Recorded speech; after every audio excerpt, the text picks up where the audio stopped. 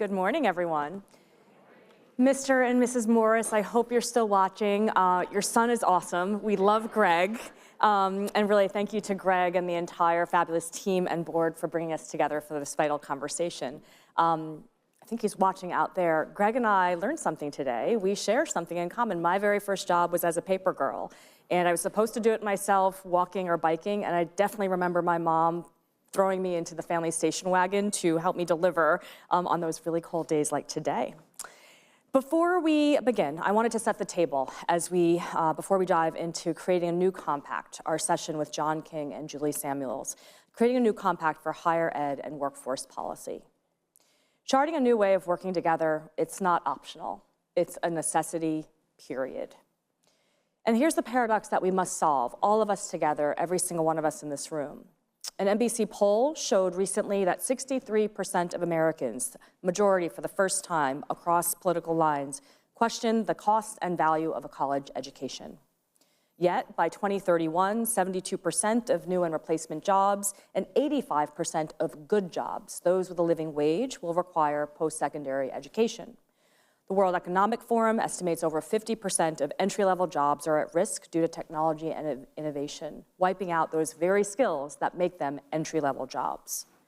And we know entry-level jobs are important. They are the critical starting point, not the destination for people who we work with, for all of us. And we know how to define a good job. We've spent decades on this. It's about supportive culture, management, and practices that make work worthwhile. And to say that college is not worth it, it kills me every time I hear that. To say that college is not worth it, in my mind, is like saying entry-level jobs don't matter. But just as we define a good job, we really have to start to define what makes a good college experience. I challenge all of us to create a good college experience framework, just like we worked so hard for a good jobs framework. We know what makes it happen. Again, like good jobs, practices, culture, leadership, and experiences that are engaging and deliver value. The book Hacking College actually makes a compelling case for higher education to be a place where exploration and work-based learning, a place to discover what we love and what we can excel at, is what college offers. This is the new compact that I want to help design with every person in this room, one where we can clearly define what we need from colleges and employers working together to ensure a clear path to a good job.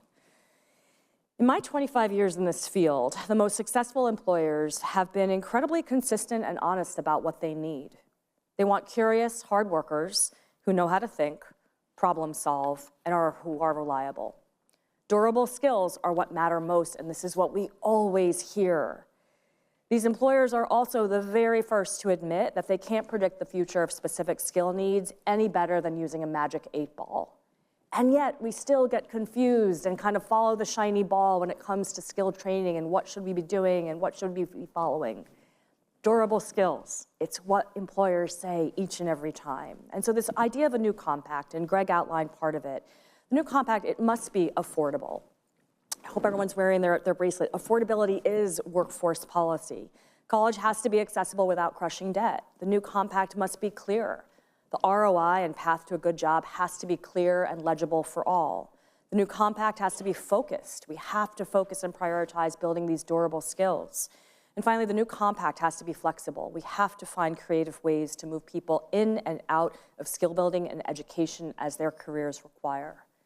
My colleagues at Stanford call this movement, this shift that has to happen, moving from a schooled society, where that was a concept from the 1800s. It's a linear path, the schooled society, where you go to school, you work, retire.